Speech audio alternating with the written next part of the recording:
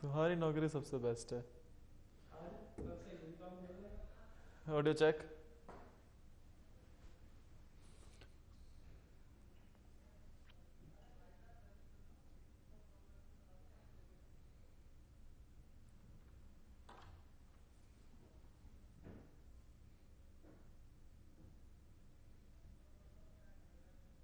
नहीं आई? एक सेकंड एक सेकंड। अरे सर एक सेकंड रुक जाओ ना।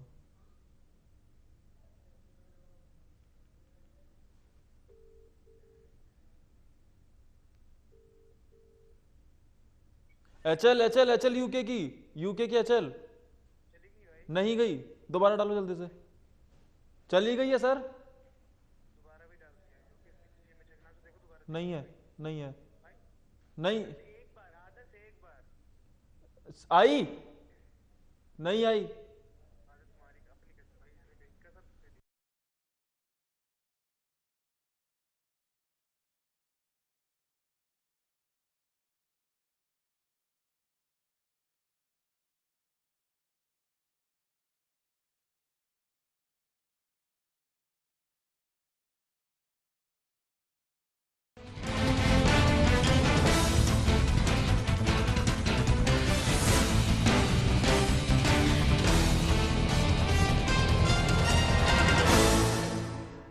खबर उत्तराखंड में आप सभी का स्वागत है। आपके साथ में आदर्श तिवारी। बुलेटिन की शुरुआत करते हैं इस वक्त की हेडलाइंस के साथ।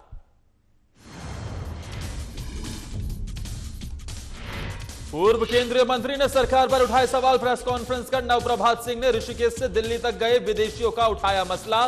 भाषण में दोहरी राजनीति करने की कही बात। तबलीगी जमात से टनकपुर पहुंचे 10 लोग। पर्यटकों को टनकपुर क्वारंटाइन सेंटर में कराया गया भर्ती। रिपोर्ट आई नेगेटिव। प्रशासन ने ली चैन की सांस।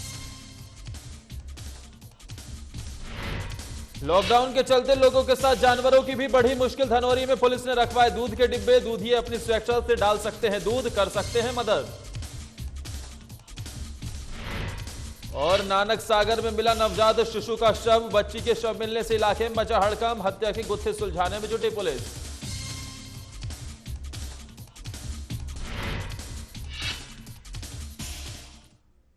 शुरुआत विकासनगर से करते हैं, जहां आज प्रेस कॉन्फ्रेंस करते हुए पूर्व मंत्री नवप्रभात ने 2 बसों में ऋषिकेश से दिल्ली तक गए विदेशियों को लेकर केंद्र और राज्य सरकार पर गंभीर सवाल खड़े किए हैं। दरअसल भारत सरकार पर राष्ट्रीय सुरक्षा के साथ समझौता किए जाने का आरोप लगाया गया। उनका कहना है कि जिला प्रशासन को बगैर सूचना दिए ये विदेशी कैसे दिल्ली पहुंच गए, साथ ही अब ये विदेशी कहां से हैं और प्रशासन को इसकी कोई जानकारी नहीं है। आपको बता दें कि अपने आवास पर पत्रकारों से रूबरू होते हुए नवप्रभात ने कहा कि उनको मीडिया के जरिए मालूम हुआ कि 2 बसें विदेशियों को लेकर ऋषिकेश से दिल्ली के लिए रवाना हुई। हालांकि ये बसें दिल्ली पहुंची तो इसकी भनक मीडिया को लगी। वहीं मौके पर पहुंचकर इसकी जानकारी मांगी गई तो लॉकडाउन के चलते वो कहां से आए और कहां जा रहे हैं, इसकी अनुमति किसने दी, ये जानकारी नहीं दी गई। गौरतलब यह है कि ये एक गंभीर स्थिति है, देश की सुरक्षा से जुड़ा प्रश्न भी है। साथ ही उन्होंने कहा कि भारत की जनता के लिए थाली, मोमबत्ती और खाने के लिए डंडों की व्यवस्था की जा रही है। सरकार दोहरी नीति क्यों अपना रही है?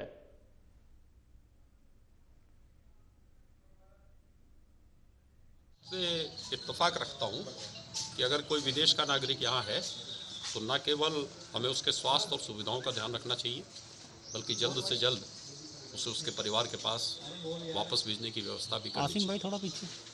पर ये व्यवस्था जो है भारत सरकार के निर्देशों के अधीन होनी चाहिए। हम जो भी व्यवस्था करें उसकी जिम्मेदारी भारत सरकार को लेनी चाहिए।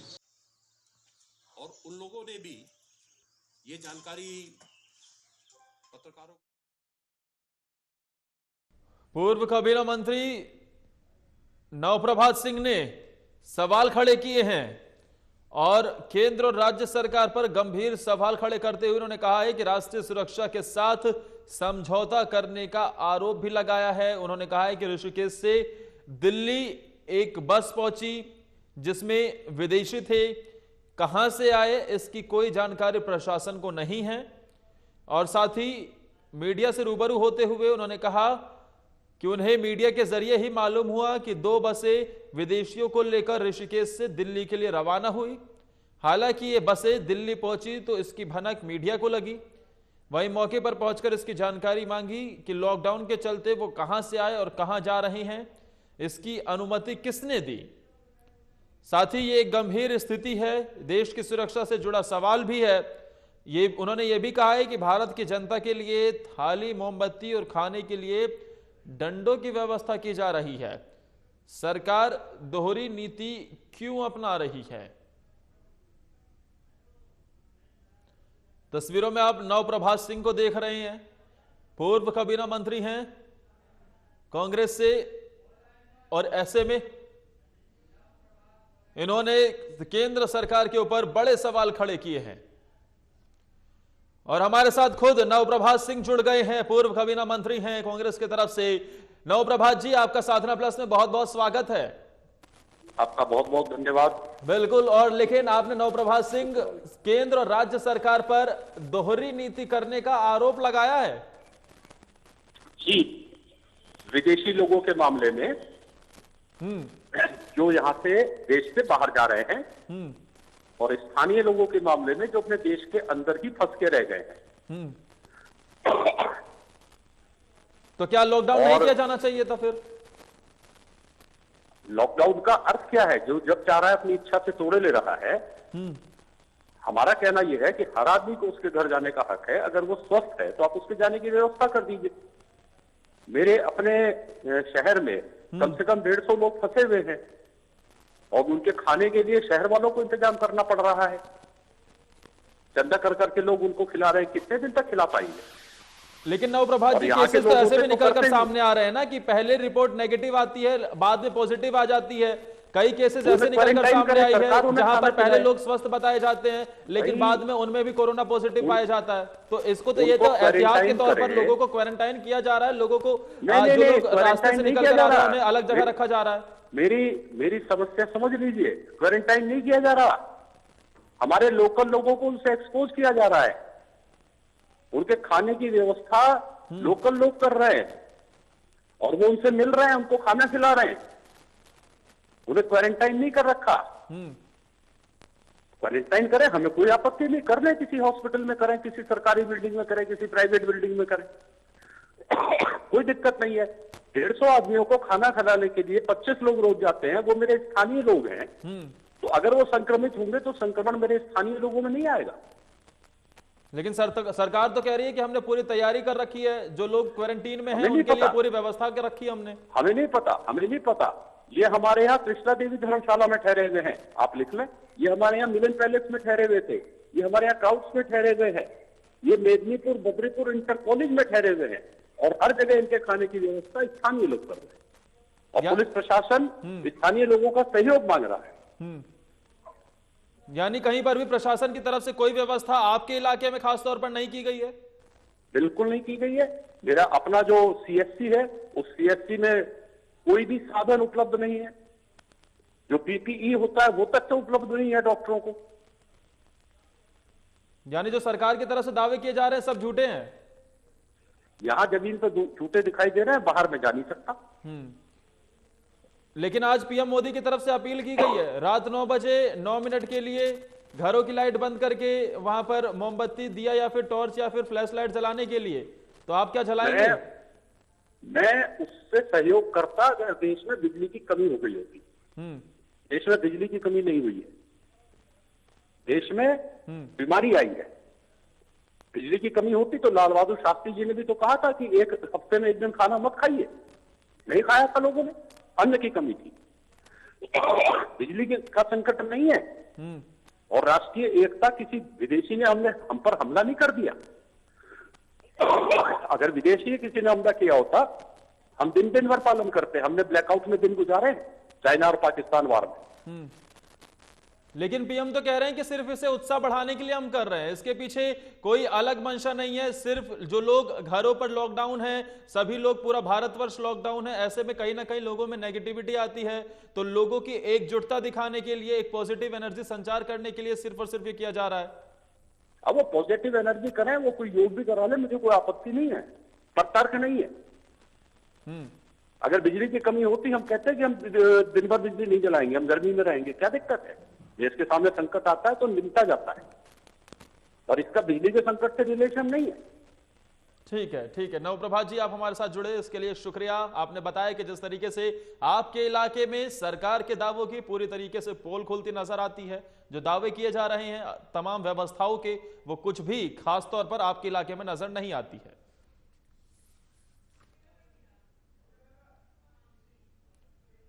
वहीं बागेश्वर में जिला अधिकारी रंजना राजगुरु के निर्देशानुसार कोरोना वायरस संक्रमण की रोकथाम के लिए जिला स्तर पर अलग अलग टीमों का गठन किया गया है। इसी को देखते हुए बाहर से आने वाले व्यक्तियों की कड़ी निगरानी को लेकर 2 कंट्रोल रूम बनाए गए हैं। इसके साथ ही पुलिस विभाग द्वारा भी इन व्यक्तियों पर निगरानी रखने के लिए एक पृथक रूप से कंट्रोल रूम का निर्माण किया गया है। इन कंट्रोल रूमों द्वारा जनपद में होम या संस्थागत क्वारंटीन किए गए व्यक्तियों से लगातार संपर्क कर उनकी सेहत, उनकी स्थिति का जायजा लिया जा रहा है। उनके स्वभाव के साथ कई चीजों की जानकारी प्राप्त की जा रही है।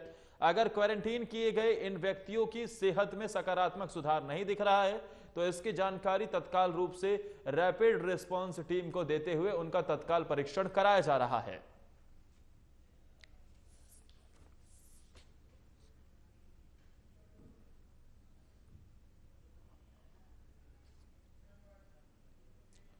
आजकल थाने में कोरोना वायरस की महामारी में बचाव के लिए सरकार द्वारा किए गए लॉकडाउन के नियमों का पालन करने के लिए थल थाना और तहसील प्रशासन की संयुक्त बैठक आयोजित की गई।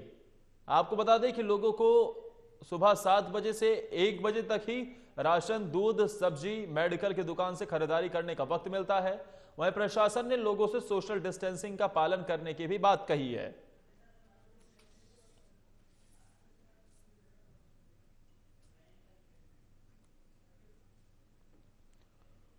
और ये तस्वीरें हम आपको थल की दिखा रहे हैं जहां प्रशासन ने ये बैठक की है और जो थाना अध्यक्ष हैं उनकी तरफ से बैठक करते हुए बताया गया, साथ ही लॉकडाउन का पालन करने की अपील भी वो करते नजर आए। थल थाना और तहसील प्रशासन की एक संयुक्त बैठक, तैयारियों का भी जायजा लिया गया। थल में निवासरत संक्रांत व्यक्तियों, ग्राम प्रधान, व्यापार मंडल की पीस कमेटी की मीटिंग बुलाई गई, जिसमें लॉकडाउन के दौरान कुछ एहतियात बरतने हेतु उनको निर्देश आदेशित किया गया, जिसमें मुख्य रूप से सोशल डिस्टेंस के संबंध में उनको अवगत कराया गया कि कम से कम 1 मीटर का दायरा रखें आपस में। और दूसरी बात हमने उनके सामने ये रखी कि लॉकडाउन के दौरान सोशल मीडिया में भ्रामक मैसेज न फैलाए जाएं और पकड़े जाने पर इस पर वैधानिक उचित कार्रवाई की जाएगी। 14 तारीख को उत्तर प्रदेश के मुरादाबाद से तबलीगी जमात से 10 लोग टनकपुर जनपद चंपावत में आए थे। वहीं सूचना मिलने पर टनकपुर पुलिस और स्वास्थ्य विभाग टीम द्वारा सभी 10 व्यक्तियों को पर्यटक आवास गृह टनकपुर में क्वारंटीन के लिए भेजा गया। आपको बता दें कि सभी लोगों के रक्त के नमूने कोरोना जांच के लिए भेजे गए, साथ ही सभी लोगों की कोरोना जांच रिपोर्ट नेगेटिव पाई गई। फिलहाल किसी भी व्यक्ति में कोरोना के कोई लक्षण नहीं पाए गए हैं।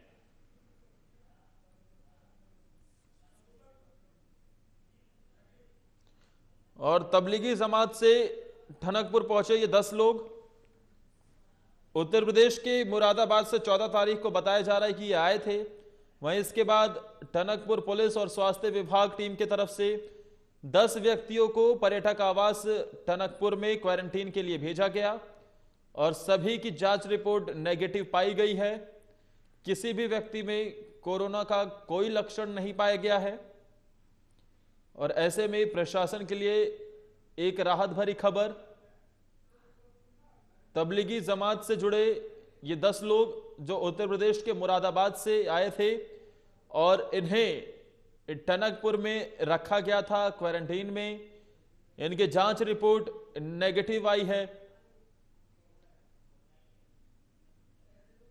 बताया जा रहा है कि कहीं ना कहीं जिस तरीके से तबलीगी जमात को लेकर तेजी से केसेस बढ़ते जा रहे हैं, कोरोना पॉजिटिव लगातार केसेस सामने आ रहे हैं, ऐसे में पुलिस प्रशासन की तरफ से भी तैयारियां पूरी की जा रही है और पुलिस प्रशासन साथ ही चिकित्सा विभाग भी पूरी तरीके से मुस्तैद नजर आ रहा है। इस बीच टनकपुर की तस्वीरें हम आपको दिखा रहे हैं, जहां पर उत्तर प्रदेश के मुरादाबाद से 14 तारीख को 10 लोग यहां आए। 10 के 10 लोग तबलीगी जमात में शिरकत करके आए और इसके बाद इन्हें पर्यटक आवास टनकपुर में क्वारंटीन किया गया। अब जब उनकी रिपोर्ट सामने आई है तो सभी की रिपोर्ट नेगेटिव पाई गई है और साथ ही किसी भी व्यक्ति में कोरोना के लक्षण नहीं पाए गए हैं।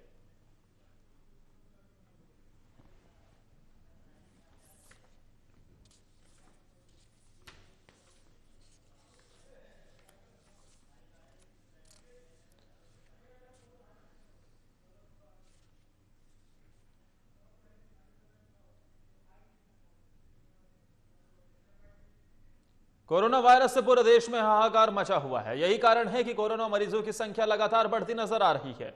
वहीं इस पर रोक लगाने के लिए प्रशासन लगातार कार्य कर रहा है और बाहर से आए लोगों पर निगरानी बनाए हुए है। आपको बता दें कि दिल्ली के मार्केट से लौटे लोग प्रशासन को सहयोग करते नहीं दिखाई दे रहे। माफ कीजिएगा, ये दरअसल ये लोग मरकज से आए थे। यही कारण है कि मरकज से लौटे लोग प्रशासन से अपनी दूरी बनाकर बैठे हुए हैं। गौरतलब यह है कि अन्य लोगों ने संपर्क साधकर कोरोना वायरस को फैलाने में मदद कर रहे इन सभी लोगों को लेकर जाहिर तौर पर प्रशासन अलर्ट पर है। काशीपुर से यह हम आपको खबर दिखा रहे हैं और जिस तरीके से मरकज से शामिल होकर लौटे लोग प्रशासन का सहयोग नहीं कर रहे हैं, ऐसी खबर मिल रही है। इसी को देखते हुए प्रशासन की तरफ से यह अपील की जा रही है कि कोई भी व्यक्ति मरकज से लौटा है तो उसके बारे में जानकारी दी जाए, जिससे उसकी स्वास्थ्य चिकित्सा और वहां पर उसकी जांच करवाई जा सके। उसकी रिपोर्ट क्या आती है ये बाद में देखा जाएगा, लेकिन एटलीस्ट अगर आप जानकारी देंगे तो उसे क्वारंटाइन किया जा सकेगा, उसकी रिपोर्ट का पता लगाया जा सकेगा। अगर कोरोना को हराना है तो हम सबको एक साथ आना होगा। घर में छिपकाने से और किसी ऐसे व्यक्ति का जो बाहर से आया है या फिर मरकज में शामिल होकर आया है उसका समर्थन करने से कोई फायदा नहीं है, क्योंकि ये एक बड़ा खतरा भी हो सकता है। ऐसा इसलिए कि अगर उस संदिग्ध व्यक्ति में कोरोना पाया गया तो आसपास के इलाके के लोगों के लिए भी यह मुसीबत हो सकता है। देखिए, ऐसी खबर आ रही है कि ऐसे जमात के लोग कई जगह फैले हुए हैं। तो हम लोग की सिर्फ इतनी अपील है, हम लोग मीटिंग्स भी कर रहे हैं और बार बार यही कह रहे हैं कि ये जो भी जिसके संज्ञान में आता है या फिर ऐसे लीडर्स से हम लोग बातचीत कर रहे हैं कि अगर उनके संज्ञान में कोई आता है तो हमें संपर्क करें। और उन लोगों से भी अपील है कि स्वयं आके क्वारंटाइन का पालन करें और इससे बचाव करें। देखिए, ऐसे हमारे पास सूचनाएं आती रहती हैं कि अगर कोई बाहर से आ रहा है तो तुरंत उस पर पुलिस मौके पे जाती है और उसको मेडिकल टीम से चेकअप कराया जाता है। लॉकडाउन के कारण सबसे अधिक विकट जीवन गरीब मजदूरों का हो चला है। उनके सामने रोजमर्रा की जरूरत की चीजों का दिनों दिन संकट बढ़ता जा रहा है और ऐसी स्थिति में अब लोग भी मदद के लिए हाथ आगे बढ़ा रहे हैं। स्थानीय सिलोडी गांव की निवासी और द्वारहाट कॉलेज से बीटेक फाइनल की छात्रा मोनिका सती और उनकी कोरोना हेल्थ रिलीफ फंड की टीम ने प्राथमिक स्वास्थ्य केंद्र नारायण बगड़ के सहयोग से जहां पंक्ति में 15 मजदूरों और गांव के गरीब लोगों को राशन वितरण किया। आपको बताते चले कि द्वारहाट कॉलेज में अध्ययन करने वाली कुछ छात्राओं ने गरीबों की सेवा करने की ललक से प्रेरित होकर कोरोना हेल्थ रिलीफ फंड नाम से गरीबों और दैनिक मजदूरों की मदद के लिए जन सहभागिता से अभियान चलाया है। इस अवसर पर स्वागत विभाग की टीम भी उनके साथ दौरान ही मजदूरों के कैंप पंक्ति में 17 और हंसकोटी निर्माणाधीन मोटर मार्ग पर निवास करने वाले 21 मजदूर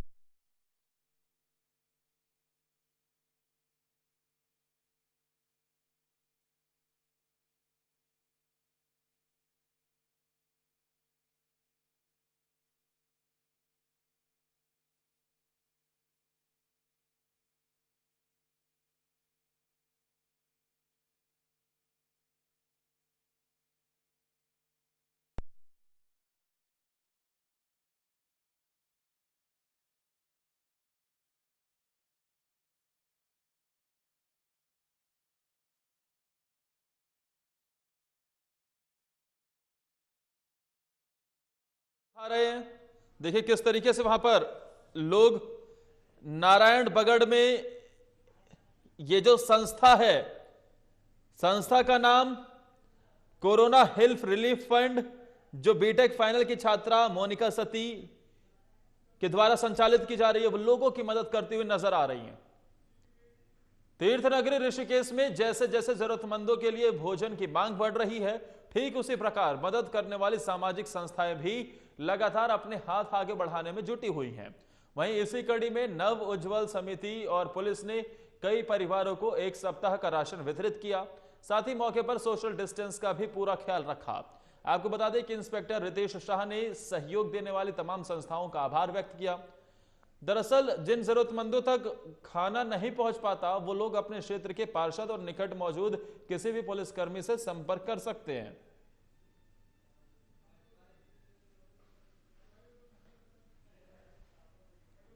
आज टीएचडीसी और नव उज्ज्वल समिति की तरफ से जो निर्धन परिवार है उनको राशन प्रदान किया गया, और जो लॉकडाउन के दौरान जो भी निर्धन परिवार है उनको ऐसे ही आगे भी दिया जाएगा।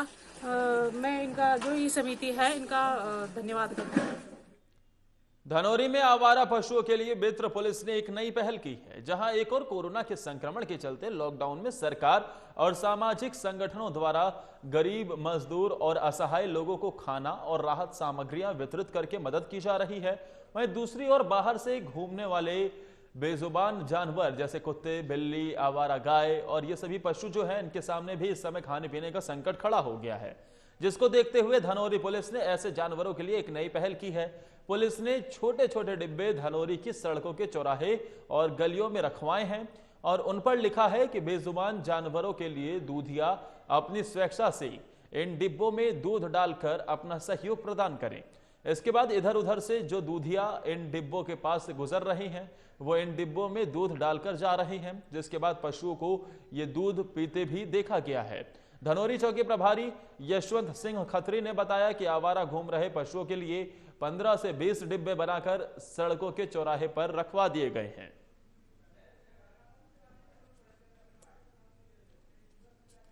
पूरे देश में लॉकडाउन जारी है, जिससे थल तहसील में जहां लॉकडाउन के चलते सरकारी शराब की दुकानें बंद हैं, वहीं तहसील थल से 8 किलोमीटर दूर आमथल गांव से थल बाजार और आमथल गांव में कच्चे शराब को धड़ल्ले से बेचे जाने की सूचना लोगों द्वारा तहसील थल के तहसीलदार डॉक्टर ललित मोहन तिवारी को दी गई थी। सूचना के आधार पर तहसीलदार ने राजस्व टीम और थल थाने की पुलिस टीम के संयुक्त टीम का गठन कर थल के तहसीलदार डॉक्टर ललित मोहन तिवारी मौके पर पहुंचे। 1.5 घंटे की नाकेबंदी के बाद गांव में घेराव कर गांव के ही पास खेत से 700 कच्ची लहन शराब बरामद की। यह लहन 20 लीटर के जार और 15 लीटर के कनस्तर में छिपाकर रखी हुई थी। काफी देर की खोजबीन के बाद कोई हाथ नहीं आने से इस लहन को टीम ने मौके में ही नष्ट कर दिया। तहसीलदार ने इसकी सूचना जिलाधिकारी को भेज दी है। साथ ही इसे बहुत बड़ी कार्रवाई मानी जा रही है। हालांकि इस मामले में किसी की गिरफ्तारी नहीं हुई है, लेकिन प्रशासन की तरफ से साफ तौर पर कहा गया है कि आगे भी इसी तरह की कार्रवाई जारी रहेगी और अवैध शराब कारोबार में लिप्त लोगों की गिरफ्तारी के लिए भी कदम उठाए जा रहे हैं।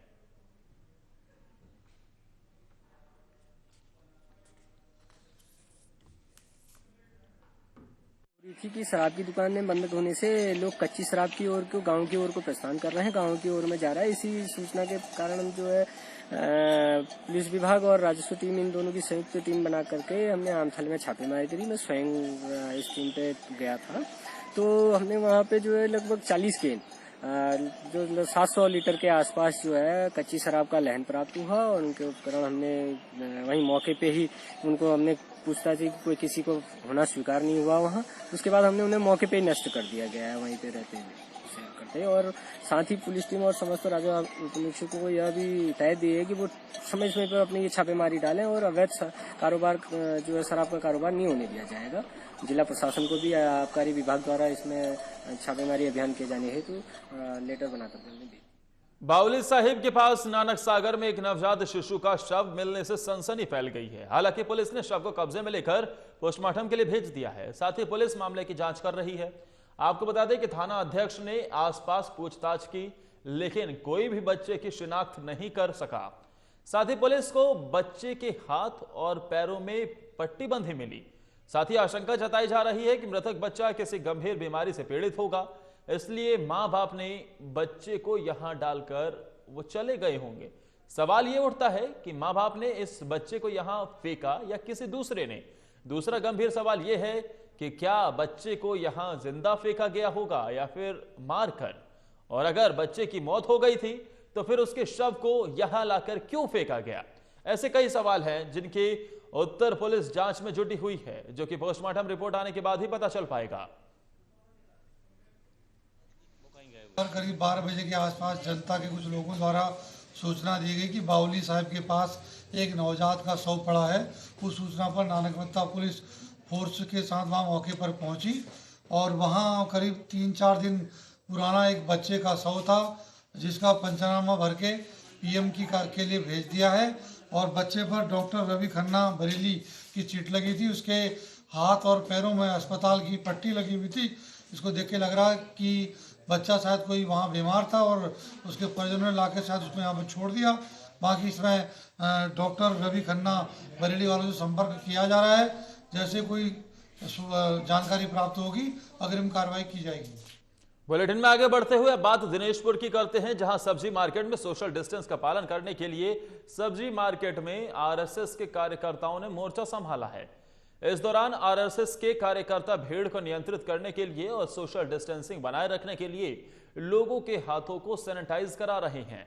उसके बाद ही बाजार में प्रवेश करने दिया जा रहा है। इस दौरान आरएसएस के दिनेशपुर संयोजक इंद्रजीत मंडल ने कहा कि कोरोना वायरस को मिटाने के लिए सोशल डिस्टेंस और अपने आप को सैनिटाइज करना बेहद जरूरी है, इसी से कोरोना को हराया जा सकता है। आपको बता दें कि सब्जी मार्केट के अंदर सुबह 7 बजे से 1 बजे तक के लिए भीड़ एकत्रित हो जाती है, जिसके लिए प्रशासन को होम डिलीवरी की व्यवस्था करनी चाहिए। कोरोना वायरस यानी कोविड-19 के संक्रमण से रोकथाम और इसके जो बढ़ते हुए प्रकोप है उसको रोकने के लिए यह कदम उठाया जा रहा है। इलाके को सैनिटाइज किया जा रहा है। पौड़ी की तस्वीरें हम आपको दिखा रहे हैं। प्रशासन पूरी तरीके से तैयार नजर आ रहा है और अलग अलग जगहों पर ब्लीचिंग पाउडर का छिड़काव किया जा रहा है, साथ ही सैनिटाइज भी इलाके को करवाया जा रहा है। इसी के साथ इस बुलेटिन में फिलहाल के लिए मेरे साथ इतना ही। अपना और अपनों का बहुत ख्याल रखिए। देखते रहिए साधना प्लस।